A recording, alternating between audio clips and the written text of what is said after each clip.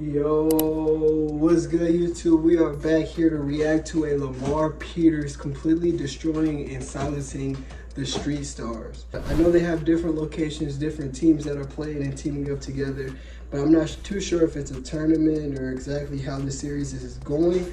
But this one was one for the books, as we already seen Skoob beat Lamar Peters in their one-on-one matchup after Lamar literally talked his ass off for entirety of like 2-3 months, even making me believe Skoob was gonna get fried, which, yeah, Skoob proved me wrong on that one, and that's fine. What we are here to talk about is Ballislife, Lamar Peters versus Street Starz. This was versus the technically DMV, which is Bruce, NAS, or Bruce, Skoob, and Zay. But NAS was on the commentary, and I can tell you right now, what Lamar did to the Street Starz, NAS did not like. So the breakdown, here we go. So to start off the game, Lamar Peters literally started off with a tray ball, but Lamar Peters usually gets off to hot starts. Usually with Lamar Peters, it's his stamina. It's if he can go to 12 rounds. It's if he can last longer than halftime. And he's actually been on the tear, winning a couple different one-on-ones and things like that. But it starts off with a three ball from Lamar Peters. And then after that, Deontay Burden, who just actually lost to, who was it? Bino in a one-on-one. But Deontay Burden, who played for the OKC Thunder while I believe Paul George was there with Westbrook, something like that. But he was going up against Bruce. Bruce is about 6'2", bigger guy. He's literally fried Bruce like 3-4 straight buckets. Bruce doesn't get a hand up. I mean, just living with it. And playing in the NBA, so of course he's eventually going to hit those shots. So I don't know why Bruce wasn't putting a hand up. But like I said, this was also the first time we seen Lamar Peters and Skoob matchup, and Lamar Peters was getting buckets. He was frying guys, and literally it got to the point where it was 21-0. Bruce eventually switched off of Deontay, and I think Skoob got onto him. I believe Skoob ended up going onto him after they were down 21-0. And why I say he technically beat the Street Starz instead of just the DMV as what they marketed it as is because that whole 21-0 run, NAS is quiet. I feel like this is a statement though. And you guys know NAS is a part of the Street Starz. He's with Scoobs and all those guys. NAS is completely quiet. And honestly, this whole series, breaking down or watching the commentary of the series, has been a little off, especially when Lamar's plays, which is really why this video is about Lamar and how he's been progressing and things like that. But the commentary was completely quiet. I mean, NAS wouldn't say anything. I mean, what's his name? Bird would just try to say something to get NAS going or get NAS talking. It's like NAS doesn't really give anything back from what Bird is giving to him. Xbox. From what Bird is giving to him. So it's really just like a silent matchup, like just a gym. It's just a silent gym. I mean, the commentary is barely even talking, especially while while NOLA is going on their 21-0 run and DMV hasn't scored a bucket yet.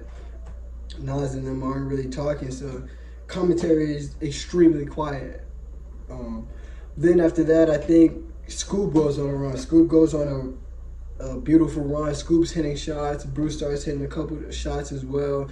Zay's hitting shots, but the three's not falling as much. But literally, and you would expect DMV is there. They've been playing together longer. They'd have more chemistry. They'd have more connection and be able to feed off of each other's energy a lot better. But it really wasn't that. I mean, they did come back. I think it was like 20-23 or 20-29 or something like that. So they started coming back. And I remember the game was around 32-31-ish, like that. 32-31. And then Lamar Peters hits 4 threes and a layup, and I believe Deontay Burden made a layup as well in between that span or whatever it was. He has 4 threes. I'm parking lot Peters, exactly what his name is. He has 4 threes and then the layup. And he actually smoked the layup to game it. And I forgot the other guy on their team, but I'm pretty sure he's the one who hit the three to for them to win the game. It was really just the way he did it, and Lamar Peters has had a lot of good games, like the 2-on-2 with him and Moon versus Cam and who is it, Dede? Starts off hot. He's a spark plug, microwave. Starts off extremely hot most of the times. It's just he can't finish. And we're seeing now Lamar is starting to finish games. He's starting to close games. Why I believe this is important is because we already know Lamar Peters is skilled. Everybody knows that. Everybody can see from the way he plays the game, even when he lost to Skoob, that guy's not a pushover. I mean, he was a top 10 draft pick or projected top 10 draft pick. The guy can hoop, but it's really important for this NAS matchup. I mean, him and NAS have been going back and forth for the last, I mean, you could really say the last 2 years. Nas wanted to play him when him and Moon were supposed to team up together and play Lamar in a 2-on-2. Now Lamar Peters and Nas have been getting on IG Live and social media with BLS and other guys, and they've really been popping it. They've really been talking it, and I think this is very important because Lamar has completely shaken up the scene. The guys were very friendly.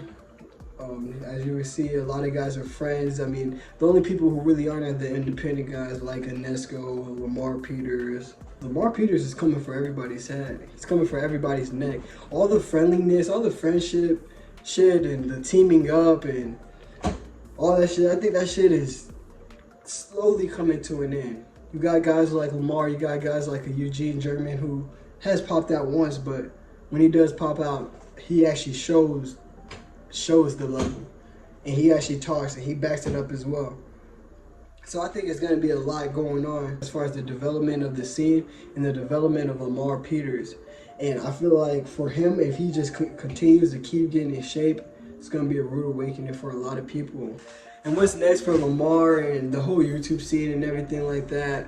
I see Off the Dribble has another pay-per-view coming up, and Lamar doesn't have a matchup yet. And he was supposed to play Frank Nitti, which I think everybody as a fan would have loved to watch that matchup. Lamar versus Frank Nitti, two really good defensive guys. A veteran, Frank Nitti.